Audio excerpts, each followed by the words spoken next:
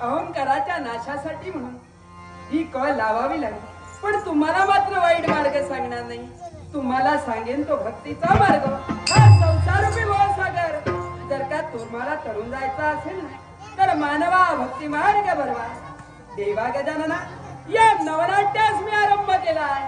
अर्थात या नवनाट्याच्या आरंभी देवा तुझा आशीर्वाद असणं महत्वाचे. कारण जो अमंगलाचा खेळ निर्माण झालाय तोच मंगलाचा खेळ मंगलात परिवर्तित करण्यासाठी देवा गजानना आपण मूर्त स्वरूपात मूर्तिमंत स्वरूपात अवतीर्ण व्हावे एवढीच आपल्या चरणी सविनय प्रार्थना.